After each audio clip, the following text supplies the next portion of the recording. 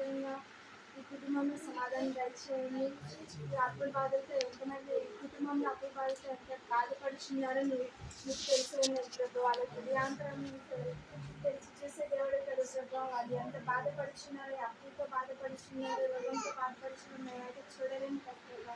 హృదయాన్ని చూసే దేవుడు కాబట్టి వాళ్ళు దేని గురించి అయితే బాధపడుచున్న ఆ బాధ నుంచి మంచి విడుదల స్వస్థతను లైక్ చేయించు ప్రభా. అయ్యా ఎస్ఎంని కొన్ని స్తోత్రములు ప్రభా. అయ్యా మేరక కుటుంబాన్ని చేతిగా అప్పగిస్తున్నాను ప్రభా. మేరక కుటుంబంతో నువ్వు మాట్లాడండి, వాళ్ళు వాక్యానుసారంగా జీవించడానికి మంచి జ్ఞానాన్ని దయచేయమని అడుగుతున్నాను ప్రభా. వాళ్ళ తోబుట్టును చేతిగా అప్పగిస్తున్నాను ప్రభా. వాళ్ళ తోబుట్టు రాకపోతే ఎంతో నీడిగా ఉండమని అడుగుతున్నాను ప్రభా.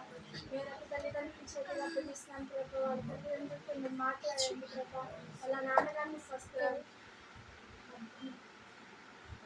మందు అనే బానిసత్వం నుంచి విడుదల దయచేసి నీ సన్నిధిలో సాక్షిగా నిలబెట్టమని అడుగుచు ఆ కుటుంబాన్ని నీ సన్నిధిలో సాక్షిగా నిలబెట్టండి ప్రభా.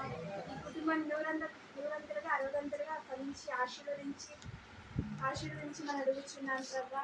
నా ప్రార్థన లేదని తప్పులను క్షమించమని అడుగుచు నా ఈ ప్రార్థన పాసం చేసుకోమని నజరేయుడైన యేసుక్రీస్తు నామమున అడిగి